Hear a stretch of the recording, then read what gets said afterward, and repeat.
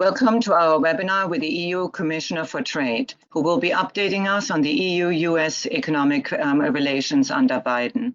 This event is organized by the European American Chamber of Commerce in New York in collaboration with the European Commission and our friends at Reuters Breaking News. My name is Yvonne Bendinger-Rothschild. I'm the Executive Director of the EACC New York, and I will be your host for today's event. We encourage our audience members to submit questions for our guests. You can do so via the Q&A function that you see on your screen. Today, we have the pleasure to host Valdis Dombrovskis, the EU Executive Vice President and Trade Commissioner. The Commissioner is also responsible for tax and the economy, and he will share how Europe will bring back its economy to pre-COVID conditions and beyond. We will also hear about lessons policymakers should take from the corona crisis, the future of supply chain and related issues such as strategic autonomy, and how he sees trade relations between the EU and key partners, including the United States, the UK, and China progressing. Before becoming the EU Commissioner for Trade, Mr. Dombrovskis was the Commissioner responsible for the Euro, social dialogue, financial services, and the Capital Markets Union. Prior to that, he was Latvia's longest-serving head of government with 3 terms as Prime Minister, and he served as Finance Minister, a member of the Latvian Parliament, as well as the European Parliament. Rob Cox, our moderator today, is the global editor of Reuters Breaking News. Rob is based in Zurich, and he helped found Breaking News in 2000 in London and spearheaded the publication's expansion in the US. Then based in New York, he edited the daily Breaking News column in the New York Times, Wall Street Journal, and he has worked as a financial journalist in London, Milan, Paris, Washington, Chicago, and Tokyo. Rob, with that, over to you. Thank you, Yvonne, and good morning, everyone in America. Good afternoon to our friends here in Europe. As you all know, our guest today is the official responsible, the Trade Commissioner for the European Commission, but he also has this kind of funky title. He is the responsible for the economy that works for people. Good afternoon, Commissioner. I thought maybe we'd riff on that for a little bit to start with, if you're okay with that. So just let's start with a big picture question. How do you rate? Where do you think the state of the European economy is right now? Yeah, good afternoon, and thank you for this introduction. And first of all, of course, thank you for European American Chamber of Commerce New York for inviting me to engage with you today. My colleagues and myself, we appreciate the important role you play in promoting, moving forward transatlantic business and trade. And the fact remains that this is the biggest trade and investment relationship in the world. If you look at the transatlantic relationship, our daily exchange of goods and services amounts to 2.7 billion euros, and last year transatlantic trade flows reached almost 1 trillion euro. Our supply chains are interconnected, supported by mutual investment, which represents 60% of global foreign direct investment. So now, as we emerge from COVID-19 health and economic crisis, we should build on this very strong foundation, support business communities on both sides of the Atlantic. And I think we have a good moment of doing so. We have a clear improvement in atmosphere, a more constructive approach in Washington since the Biden administration took office. And already in December last year, EU reached out on the proposal for renewed transatlantic agenda. We think it's in our mutual interest to find new ways and avenues for transatlantic leadership on economic recovery, on the World Trade Organization reform, on climate, technology, global level playing field. Well, as regards economic recovery, Both EU and US are providing ample fiscal support for their economies to shield businesses and households from income losses and also avoiding surge of insolvencies now during the phase of economic crisis. And we now have to, in a sense, carefully shift from this emergency relief towards more supporting longer-term resilience of our economies, including by facilitating green and digital transition. So in the EU, our Next Generation EU initiative, together with the next EU long-term budget, will provide 1.8 trillion euros of fiscal support for post-COVID-19 Europe. In the area of trade, we see that the most important issue is to now address outstanding trade disputes, notably in the area of civil aviation and steel and aluminium. And in a sense, it will be kind of a real test for improvement of our relationships. And there I would say actions speak louder than words. So from the EU side, we clearly showed our willingness to play a constructive role, and we hope to move forward on this expeditiously. Actually, I had a very constructive discussions with Ambassador Tai and Secretary Raimondo, and there will be soon the EU-US summit mid-June, which I hope will show that we are really back to doing business together.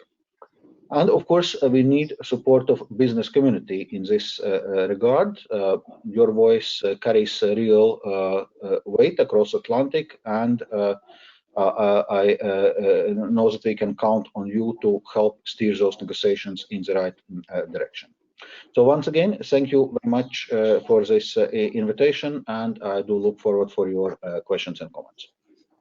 Thank you for that introduction. I mean, let me just sort of get back a little bit, look at the globe and put Europe into context. You know, the U.S. is clearly sort of has been roaring back from the COVID epidemic.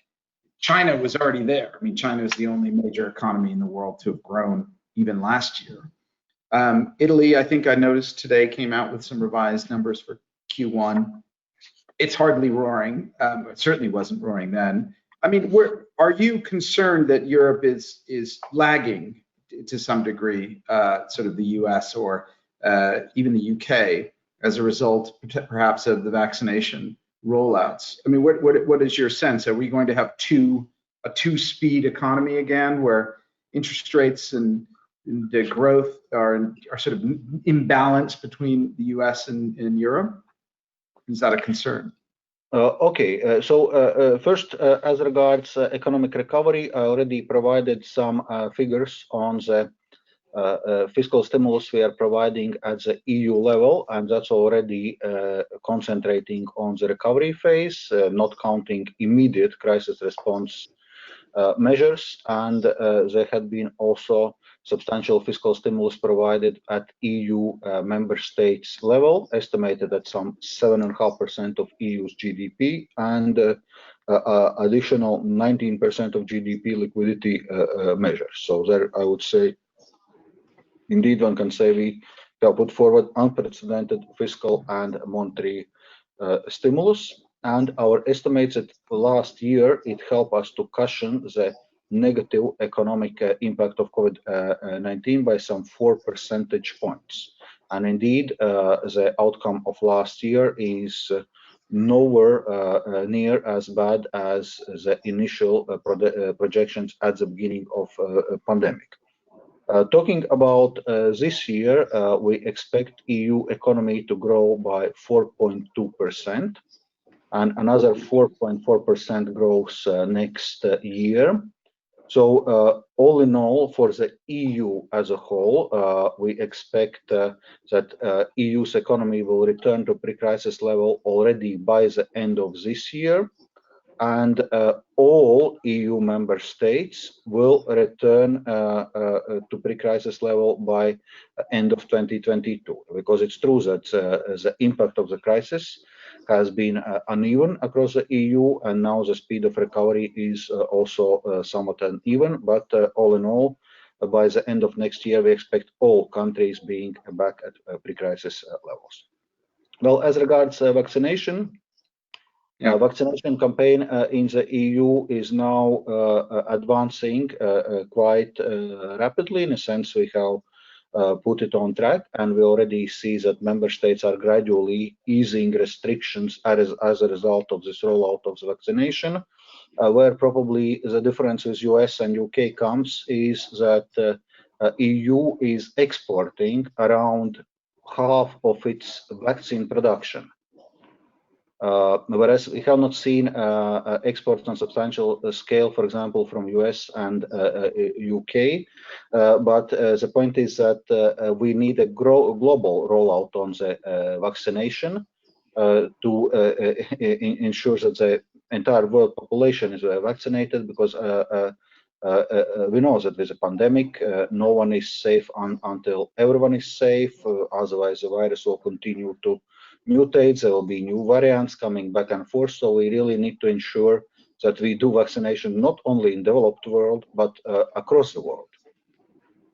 Absolutely, that's right. I mean, just staying a little bit on the vaccination question, what lessons do you think the EU should draw from the way it handled the ordering, the purchasing, and the incentives around vaccines? I mean, one of the reasons the US, the UK, not to mention Israel, are further along and are going to see higher growth rates this year is because they were quicker to roll out the vaccines. They had a much more streamlined process. As a result, they arguably saved more lives, minimized the scars on the economy. Is the EU, I mean, are you and your colleagues have you done some analysis of this to come up with, to figure out how, God forbid, but not just God forbid, we will have to have this kind of, this will happen again.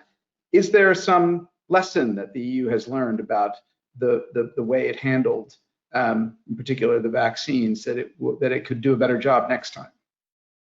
Well, first of all, if we look at the vaccination rollout, I already mentioned the crucial difference.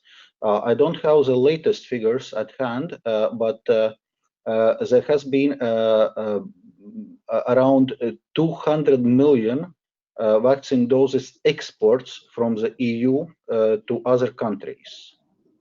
But those are commercial agreements, Commissioner, aren't they? Yeah, I mean, those are commercial agreements. That's not a.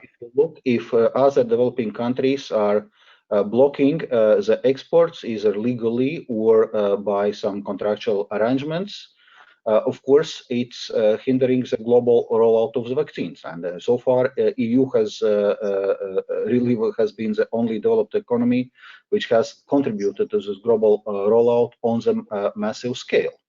So as regards the contracts, actually, there has been primarily problem with one contract. It's not secret. It was AstraZeneca. With other companies, in a sense, we are getting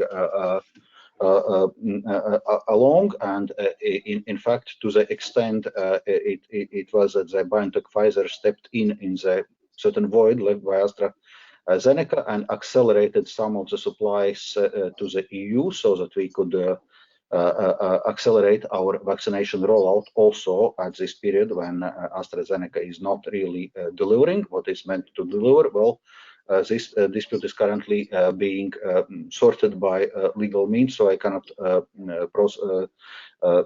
discuss more on this ongoing process. But of course, it's something which we need to look because there may well be the need that first we need to continue the vaccine rollout globally, and EU will continue to contribute to this also through our advanced purchase agreements and through our contributions to the COVAX facility. But there may be a need also of some periodical revaccination. There is still, in a sense, going on. So we continue actually to ensure that there is some more contracts and more supplies coming to the EU should this need arise. Okay. But I mean, I guess I still, are you happy? I mean, is the EU, are you and your fellow commissioners, have you gone back to understand whether these criticisms that the EU was too sluggish or bureaucratic in ordering vaccines or in working with the private providers and producers of vaccines. Has that conversation taken place in Brussels? Well, I already told, of course, we are doing the assessment of the contracts, we are doing assessment how we move forward, but the fact is that there was a problem with one company massively under-delivering. Right, yeah. Okay, let's turn away from vaccines. We'll get to think about those for the rest of our lives, I'm guessing, but just one other, sort of big economic question. If you look, the global financial markets have been exceptionally robust despite all the damage that COVID-19 has inflicted on the real economy. Asset prices are skyrocketing everywhere. There's, you feel like you're in a bubble territory where there's new financial products that are, gaining everybody's attention. I'm just curious, given your other role, your other title, is this an economy that works for people? Or is this just an economy that just works for some people who are fortunate enough to invest in stock markets and hedge funds, that kind of thing? Are you worried about what's happening with asset prices as a result of some of the fiscal and monetary stimulus that governments have put into the economies as a result of the pandemic? Yeah, that's why when we are discussing our support package for the COVID-19 crisis at the EU and also recovery package, we are focusing a lot on what we call inclusive recovery. So looking indeed how the crisis is affecting income inequality and what targeted measures need to be done to address this income inequality. Already during the crisis, we rolled out a specific measure which we called SURE, which was there to support short-term work schemes and similar schemes in EU member states to the extent possible preserve employment during the crisis to avoid that people are being laid off on massive scale. Right now, we came out with a new recommendation to EU member states, so-called EASE recommendation, focusing on how member states can support the workers through active labor market policies, and also in a context of green and digital transformation of our economy. Because as you know, we have ambitious goals in terms of climate neutrality by 2050, so green transformation. Well, digitalization of the economy is ongoing full speed, and our very today's format is just another manifestation of this. So, but it will have also substantial implications on labor market structures and jobs. So we need to see how we are actually supporting this job transitions also in a context of green and digital transition. And just recently, we also approved as the European Commission, and it was now also endorsed by EU member states, an action plan on the European Pillar of Social Rights, really focusing on this social dimension of the EU, ensuring that not only we have economic recovery, but it's inclusive recovery, and we are not leaving anyone behind. Got it. We've talked a bit about the fiscal stimulus measures. I'm thinking about some of the other more structural questions. So during in the pandemic, there was a decision to basically set aside some of the provisions of the growth and the Stability and Growth Pact. Can we assume that those are temporary measures will become permanent? Actually, we have already provided some guidance from European Commission side on this. Indeed. So what we have done now during the crisis, we activated so-called general escape clause, meaning we are not setting quantitative budget deficit targets for EU member states. And we have already communicated that we would continue to apply this general escape clause also next year. So we expect EU's aggregate fiscal stance to be supportive both this year and next. And we would disapply this general escape clause as of 2023. Of course, on one hand, we will need to acknowledge that we'll then start with a different position in terms of public debt and deficit, so something which will need to be taken into account. And also this autumn, we will relaunch a public consultation, so to say, on the future of EU fiscal rules. We're having this discussion. So we would need to see how we, on one hand, ensure medium-term fiscal sustainability, and on the other hand, support economic recovery. So how we are finding the right balance also in a post-crisis context. Right. Okay. No, I understand that. But it just feels like, you know, the old measures of things like 60% of debt to GDP, 3% deficit GDP, those kinds of measures seem, I don't know, they seem antiquated in a period of global pandemic response. Well, that's why we activated the general escape clause, which is part of our fiscal rules, actually. Yeah. And which is very clear that if we are facing a severe economic downturn, we can activate this general escape clause, and that's exactly the conditions we are currently in. And we are gradually expecting that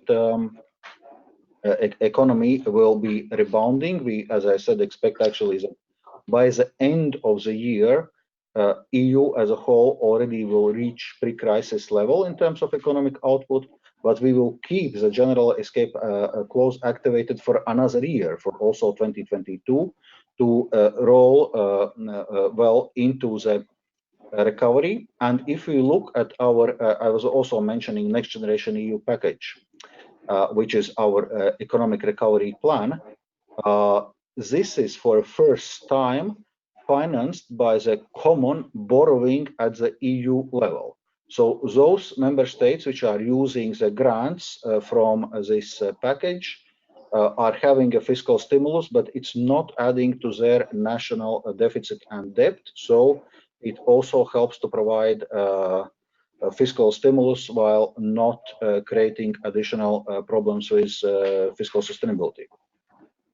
Yeah, I know it's quite a sort of, as people have called it, a sort of Hamiltonian moment for the European Union. How concerned are you about now the money it will be raised on a sort of on a ultranational, or whatever you want to call it, supranational basis? It will then go to the various states, some of the largest, of course, Italy and others. What concerns do you at the Commission have about the way that capital is allocated? I mean, you do have obvious safeguards that are in place, but maybe explain a little bit, you know, just for those of us who are, you know, worry that, I come from the United States, you can see capital go as it goes and simmers down and filters down to different states. It builds things that are not always, you know, deemed in the long run to have been good decisions. How do you feel about how this money will be spent?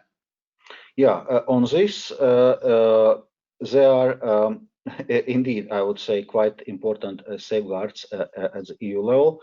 First, the aim of the recovery plan is not just to get the economy going, but really to help with a green and digital transformation of the economy. So the first two elements which are important is green and digital mainstreaming targets. So the biggest part of this plan is so-called Recovery and Resilience Facility.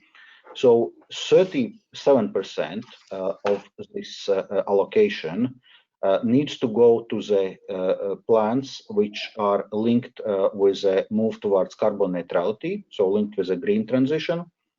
20% of the money needs to be allocated to the plans related to digital transition. And of course, it's being assessed also then on concrete projects, concrete initiatives level, whether it's really reaching these goals. For the avoidance of doubt, not concrete though, because it is very, very bad for the economy or for the for emissions. Yeah. So that's why there is those targets on green and digital, and then there is also linked with structural reforms. So when we coordinate fiscal and macroeconomic policies in EU, we have the so-called European semester. Actually, just tomorrow we are going to have the spring package of the semester, which we are going to present publicly. There are country-specific recommendations to EU member states concerning some structural weaknesses in the economy.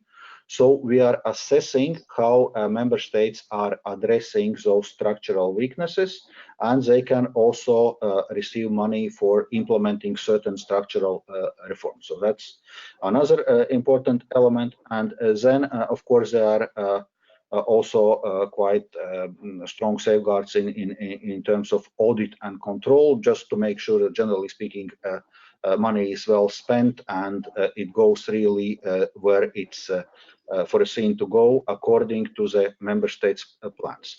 So each member state has to submit their recovery and resilience plans, and it's basically happening right now. Most member states have already submitted their plans. So we will be doing the assessment of those plans, and if we will find them in line with the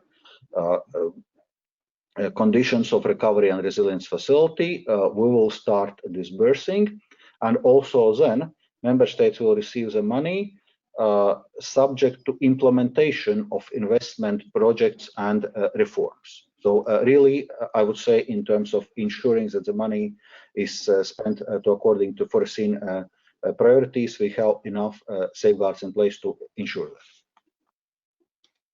Let me turn to the relationship with the United States, which is a key plank of this conversation. I mean, you mentioned that you've had good relationship, or started to have good relationships with U.S. Trade Representative Catherine Tai and the Secretary of Commerce Gina Raimondo. That's great. Maybe maybe paint for us a little bit of a picture. How is the transition from the Trump? How would you characterize the transition from the Trump administration to the Biden administration in all of the various touch points that you have or you've experienced from the two sides? As I said, certainly there is a positive change, and it's important that EU and US are strategic allies, so we need to work together. So we see, in a sense, much more engagement both bilaterally, but also on a number of multilateral fora. So just to show some positive developments since the beginning of Biden administration, we have agreed to the mutual suspension of the tariffs in Airbus-Boeing dispute. We agreed to work to resolve by the end of the year steel and aluminium dispute. In terms of multilateralism, US has returned to the Paris Agreement. There is much more engagement with the World Trade Organization and the reform of World Trade Organization. We are now on a positive track on setting a transatlantic Trade and Technology Council to cooperate in areas of new and emerging technologies, international standard setting, and so on. So all in all, there is a positive momentum, and we can build on this. We are going to have EU-US summit in the middle of June, and we hope this will give, in a sense, additional impetus to this work. And I mean, I had written a question here. What do you perceive to be the main areas of difference between the two administrations? From what it sounds like is, you mentioned positive. So, I mean, it sounds to me like it was vast on any number of issues in terms of black, white, night, day, positive, negative. I mean, I guess the question then is, if it's positive now, you're working forward on some of these issues, whether it's the Airbus-Boeing dispute, which, I mean, that's been going on for something like 15 years. Good luck with that. But it's things like steel and aluminum, and then the retaliatory tariffs that Europe put on those. I guess the problem you have that any ally of the United States must take into account is the fact that in a couple of years there'll be a new president, and if, as you saw, the swings from the Obama administration to the Trump administration to the Biden administration, what safeguards or what guarantees or can you all have that it won't just go back to another America first type approach in a couple of years? First of all, EU is a union of 27 democracies, and there are always some kind of elections somewhere in the EU. So in a sense, we are used to the fact that there are elections, that governments are changing, but it doesn't mean that EU is therefore radically changing track every time. And that's why I was emphasizing at the very beginning this strategic approach, that we are strategic allies, and I would say maybe with some exception of Trump administration, there is also broad bipartisan support in US on this. Broadly speaking, nobody is calling into question the need to cooperate and work closely with the EU. So I think we can cooperate very closely, and from our side, we are really willing to work on this, build this momentum, and broadly speaking, expecting that this strategic direction of the work is going to stay. Of course, if there are new administrations, there are always some new aspects, nuances, some corrections. This is something to be counted with. But as I said, also in the EU, there are all the time some kind of elections. Yeah. Well, yeah, there is. I mean, I guess any democracy is by definition going to be less stable, perhaps, than a dictatorship. But it certainly has been quite amazing to see the swing between the last two administrations. I guess going a little bit more detail about some of these issues between Washington and Brussels. So you announced the start of discussions to resolve the trade dispute around steel and aluminum, which in turn led to retaliatory tariffs on some American products. You say that you've all agreed to a deadline by the end of the year. So what will it take for me to get my bourbon, whiskey, and peanut butter in Europe without all those extra taxes, Commissioner? What are the issues that are going to have to be grappled with? Well, yeah, on steel and aluminium, indeed, that's one dispute left us from the Trump era. So we now agreed that we need to resolve it, and there are, I would say, several dimensions to this. One is, of course, most obvious, the Section 232 tariffs in itself as a fact, because those are tariffs which are imposed on national security ground, and in a sense we are not accepting this notion that EU is national security threat to the US, and the Biden administration seems to acknowledge this as well. So there is a willingness to work to remove those tariffs, while looking also how we see it in a broader context of global steel overcapacity, which is an issue which both sides agree, and we need to see how we proceed forward by protecting our industries both in EU and US. So this is certainly it requires some work to be done between now and then. Well, when you will have your bourbon whiskey, I have it. It's just I don't want to spend extra in the EU.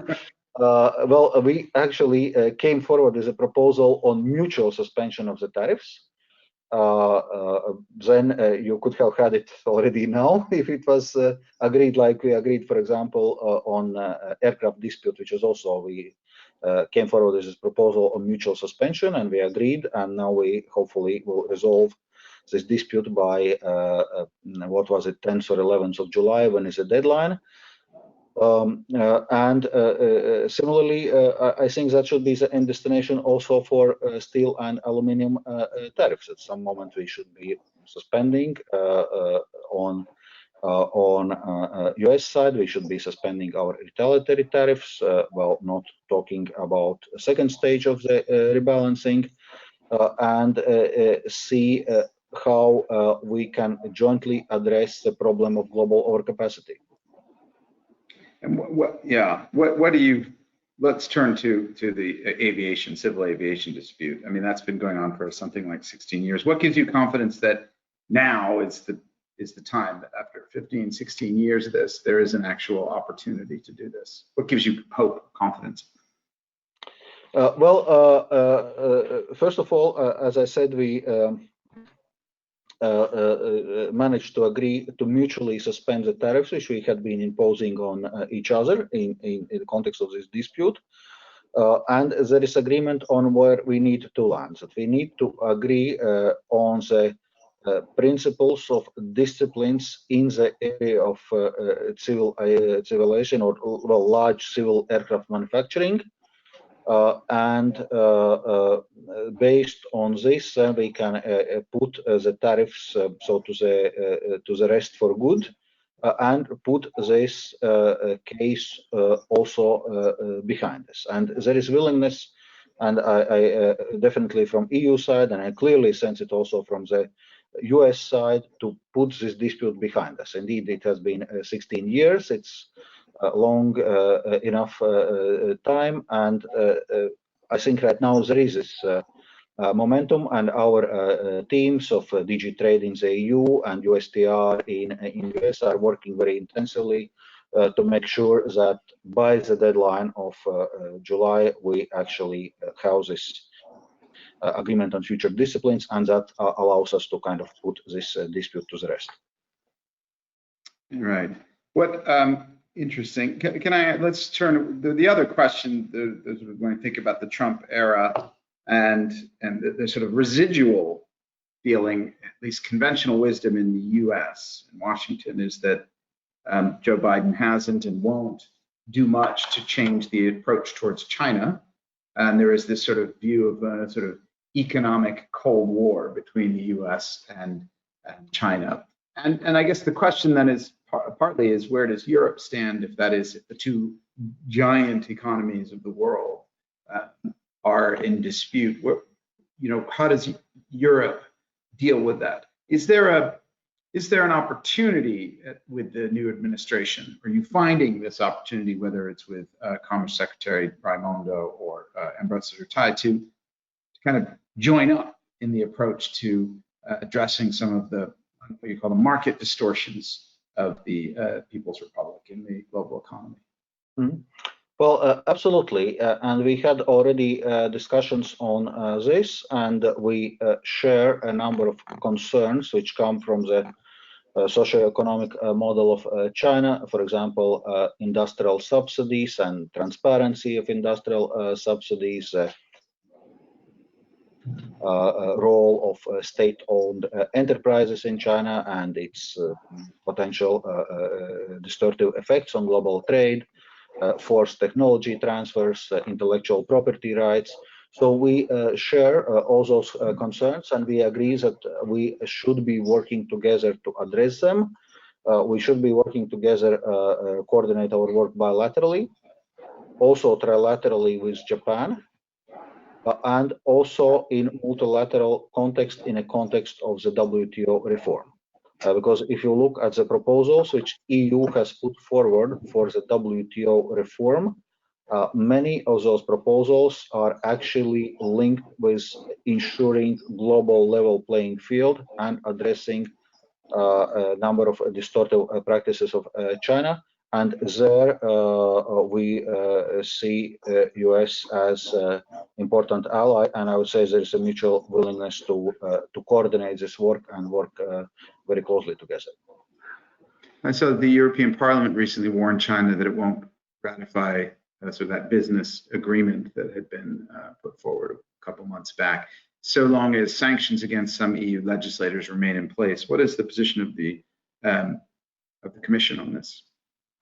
Well, indeed, that's a resolution which has been passed by the European Parliament, because when EU imposes sanctions on human rights violations concerning Uyghurs, China responded by imposing sanctions on a number of EU individuals and entities, including members of European Parliament. So that was, I would say, a relatively predictable reaction from the European Parliament.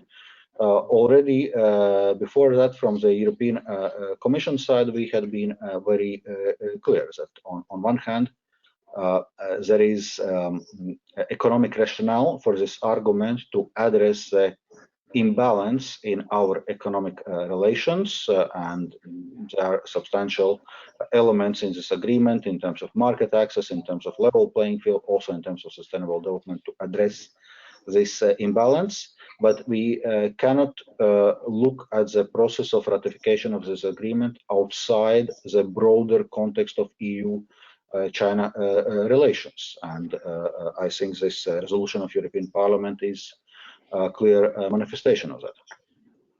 Right. Let me turn back to Europe a little bit and talk about green stuff, as it were. So last week I was speaking to the head of a very large steel producer in Italy, and they're looking at investing billions of dollars to basically decarbonize the process of steel, which is is one of the biggest and most difficult polluters or emitters of carbon dioxides. They want to do this. They want to bring in clean hydrogen. It's going to be a huge investment, and it's going to make the cost of Italian-made steel higher. It's going to be more expensive. The issue is that for them is, well, what about China or India or even the United States, countries that may not be holding their steel producers accountable in the same way when it comes to carbon emissions? How do you think about that? What is just your way of thinking philosophically, and then in a more detailed perspective on sort of climate-related border adjustments? Well, that's exactly the point. Now, when as the EU we have decided to move towards carbon neutrality by 2050, it's clear that we cannot continue with free emission allocations to energy-intensive industries. But at the same time, we need to deal with the problem of carbon leakage, because indeed it requires additional investment to decarbonize the production of steel or cement or other energy-intensive industries. And correspondingly, indeed, we are currently preparing a proposal on carbon border adjustment mechanism to address exactly this problem for those countries where the environmental emission standards are not as strict as the EU, in a sense to compensate this difference on emission pricing at the border. In terms of US, well, US is currently looking at this issue, because as now US has returned to the Paris Agreement and will be reducing its emissions, US also will be confronting the same issue of potential carbon leakage, and will need to address it one way or another. And that's probably where also from the EU side, in a sense, we are happy to share our experience and this work on carbon border adjustment mechanism, which is currently ongoing.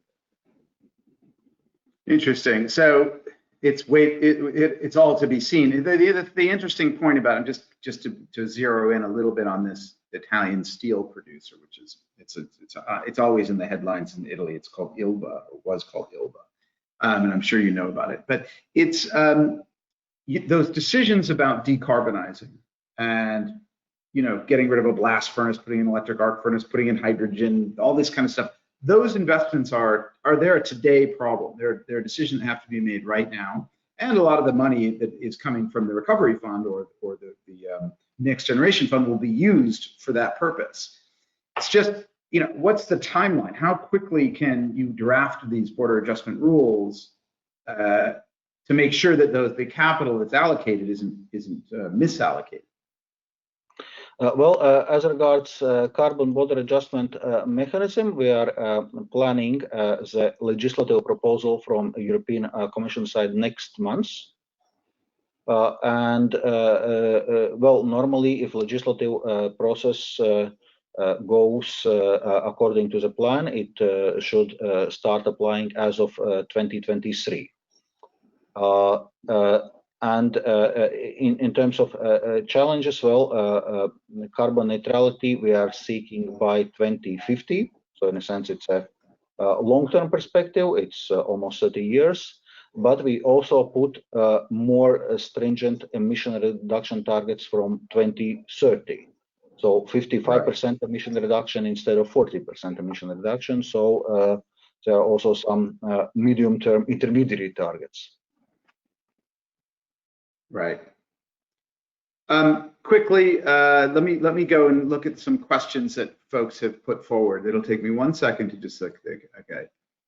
Here's one, good one. Are any conversations with the Biden administration, are you having conversations with the Biden administration about when the US and Europe will open borders for business travelers from both sides? Companies on both sides of the Atlantic are in obscure situations. They can neither travel nor plan their business meetings. Are we going to see that happen sometime soon?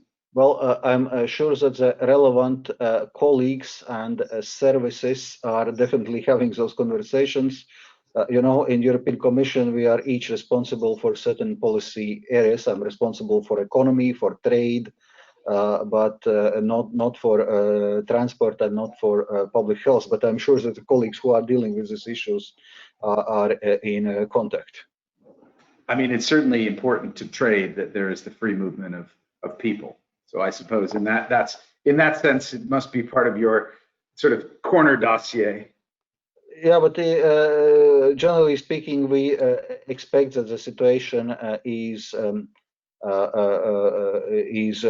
to normalize relatively soon. The vaccination campaigns are advancing. In EU, we are launching also presumably as of July what we call a digital green certificate, which would allow for travel within the EU to and from the EU for people who are fully vaccinated by the vaccines recognized by European Medicines Authority, which are, well, also classical Western vaccines, and without requirements of testing or quarantine. So I think it will arrive pretty soon, and at the first stage, people who are vaccinated will be able to travel without those additional requirements, and as situation normalizes, I think we'll be able to move also away from those restrictions. Right. The European Union put forward a plan it believes will help boost the production and availability of vaccines, which you just referenced in your response, more effectively than a proposed waiver of patent rights, which came out of the Biden administration. Is that going to be a conversation that you have with your American counterparts when you have that mid-year summit? Well, actually, we already had discussions on this with our counterparts, and indeed, from the EU side, we are going to put forward this proposal to the TRIPS Council in the World Trade Organization, which is an entity dealing with this question. So we think there are three aspects which are important for successful global rollout of vaccines. One is already, as I was mentioning, removing export restrictions, export bans in developed countries, ensuring that the vaccines, in a sense, immediately start flowing to the developing countries. Second is the ramping up of vaccine production through partnership between companies having the necessary intellectual property, having the necessary know-how, and companies, including in developing countries, which have spare manufacturing capacity. And third aspect is, and in a sense, this kind of cooperation is already happening. And the third aspect is intellectual property rights, where we have voluntary licensing arrangements. But in a context of emergency, there is already foreseen also a possibility for a compulsory licensing arrangements, which also can be deployed in current situation. So those are I would say, the three main elements of the proposal we're going to put forward. Okay. I'm going to hand it over. I think we've covered quite a bit of ground here. I'm going to hand this back to Ivan to close things up. Ivan, shall I hand the mic to you? You can. You can, Rob. Thank you for that. We had one more question from the audience that I would like to raise really quickly, Commissioner Dombrovskis, if you allow me.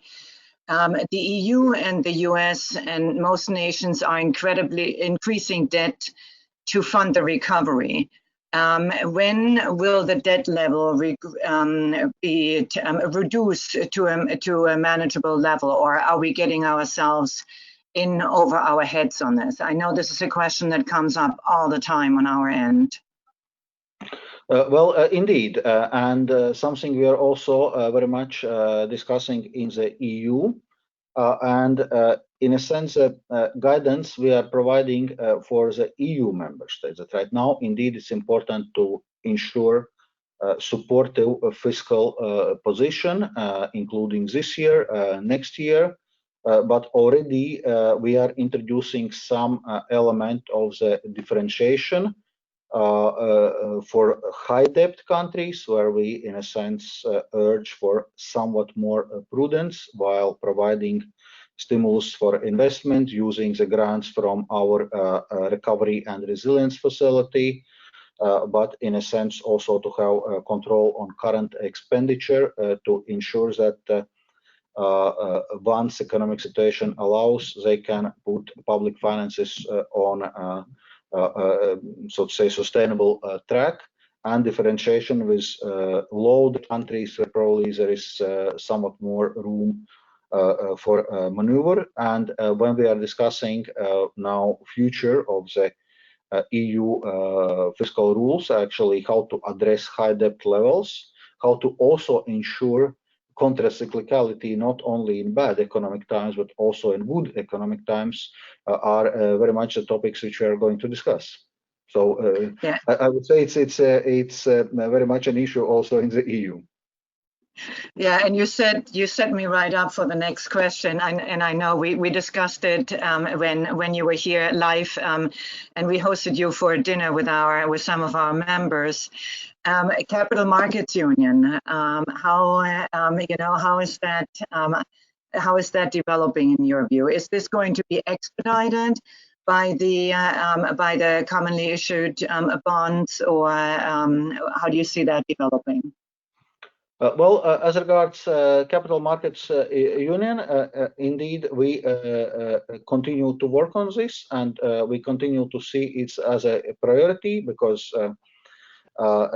if we compare with the US economy, EU companies are much more dependent on bank financing, on loans, and we want to promote more use of capital markets instruments. So this work is ongoing, and will be well, we already have agreed and finalized a number of proposals, and later this year will come with new proposals to advance this Capital Markets Union. As regards our commonly issued bonds, indeed, it will also contribute to this. In a sense, it will contribute to the role of euro as a reserve currency. Because for reserve currency, you need safe assets in euros where to invest, and with a next generation EU bonds, we will provide, I would say, ample support of those safe assets, which are going to stay in the market for decades. Yeah. Yeah, exactly. Thank you for that additional insight. And with that, we will conclude today's webinar. Again, thank you, Rob, for moderating. Commissioner Dombrovskis, thank you so much for joining us. I know this was long in the works, and I'm glad we could make it happen. If not live, then I'm thrilled that you could join us online. And I hope we will be able to welcome you live again, maybe during the UNGA in September. And thank you also to our audience for joining us for today's program. We are uploading a recording of this discussion on our YouTube channel, and the link to that channel can be found on the EACC website. We will be sending out a list and a follow-up to all of our attendees. If you're a member of the EACC, we're happy to connect you with other participants of the program. And I wish you a wonderful rest of your day. Thank you so much. Thank you. Bye-bye. Bye-bye.